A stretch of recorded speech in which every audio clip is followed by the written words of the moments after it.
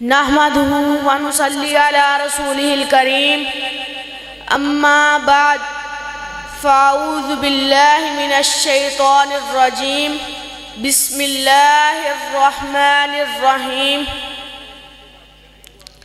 کل مولود یولد علی فطرت الاسلام، ہر بچہ فطرت اسلام پر پیدا ہوتا ہے اور مذہب اسلام حریت، آزادی، مساوات اور عدل و انصاف کے ماحول کا علم بردار ہوتا ہے۔ دراصل ماحول ایک ٹکسال ہے جو بچے کو مخصوص شکل میں ڈال کر معاشرے کے سپرد کر دیتا ہے۔ جناب اعلیٰ باشعور قوم نسل نو کو شریفانہ، عادلانہ ماحول مہیا کرتی ہے۔ ایسے ماحول میں پرورش پانے والے بچے شرافت اور متانت کا پیکر ہوتے ہیں۔ وہ سردار ہو کر بھی قوم کا خادم کہلوانا پسند کرتے ہیں۔ بے حسی ماحول بچے کو خود غرض متکبر بنا دیتا ہے۔ خود غرضانہ اور غلامانہ ماحول میں پرورش پانے والے بچے غیرت و حمیت سے عاری رہ جاتے ہیں اور موقع ملے تو ڈالر لے کر اپنی قوم کی عزت اور ناموس کو سرعام نیلام کر دیتے ہیں۔ میں خود غرض نہیں میرے آنسوؤں کو پرکھ کر دیکھ، میں خود غرض نہیں میرے آنسوؤں کو پرکھ کر دیکھ، فکر چمن ہے مجھ کو غم آشیاں نہیں۔ صدر وقار باب العلم حضرت علی کرم اللہ وجہہ کا قول ہے کہ معاشرے کفر کے ماحول میں تو زندہ رہ سکتے ہیں لیکن ظلم کے ماحول میں باقی نہیں رہتے۔ نمونہ فرعون تھا، مٹ گیا۔ دہشت کا نشان نمرود تھا، غرق ہو گیا۔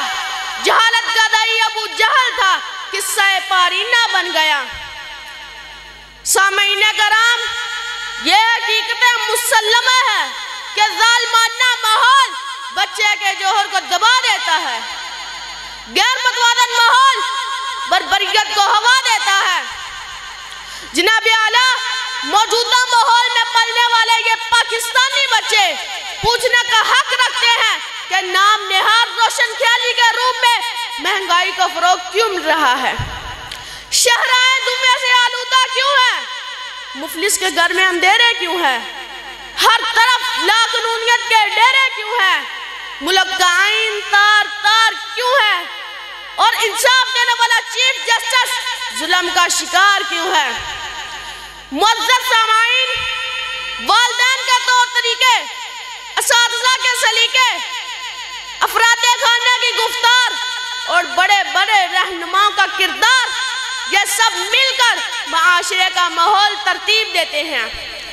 میں اگر بچوں کو سچ کا رس دے دوں، بڑے ہو کر ابوبکر صدیق بنتے ہیں۔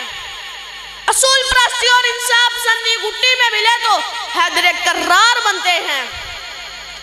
یاد رکھیے، پراگندہ گرانوں سے عبداللہ بن ابی تو جنم لے سکتے ہیں لیکن عثمان غنی جیسے حیادار نہیں ملتے۔ غلامانہ معاشرہ کی کوکھ سے ننگے ملت ابو جہل تو جنم لے سکتے ہیں لیکن فاروق اعظم جیسے بہادر پیدا نہیں ہو سکتے۔ صدر گرامی قدر، ہر انسان مرکب ہے جسم اور روح کا۔ صرف جسم کی نشو و نما حیوانیت پیدا کرتی ہے جبکہ روحانی فضا اسے انسانی قدروں سے آراستہ کرتی ہے۔ حیوانیت کے ماحول میں سے ہٹلر اور ہلاکو خواہ جیسے مکروہ شخص نکلتے ہیں اور روح پرور فضاؤں میں حضرت بلال، حیدر کرار، محمد بن قاسم پروان چڑھتے ہیں۔ عزیز ساتھیوں، آؤ اصول طے کر لیں کہ عیارانہ ماحول کو سچائی اور امانت داری میں بدل دینا ہے۔ نفرت کی زنجیریں توڑ کر انسان کو محبت کی مالا میں پرونا ہے۔ کانٹوں کی تہ ہٹا کر پھولوں کی سیج کو بچھانا ہے۔ فرقہ پرستی کے اسیر کو پوری قوت سے کچل دینا ہے۔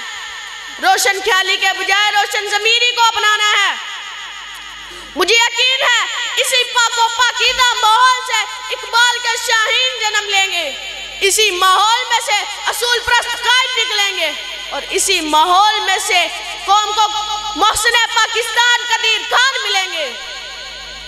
ایک پھول اگر چاہے گلستہ بن جائے، ایک موج اگر چاہے طوفان بن جائے، میرے خون کے ایک قطرے میں ہے اتنی تاثیر کہ کسی قوم کی تاریخ کا عنوان بن جائے۔ وآخر دعوانا ان الحمد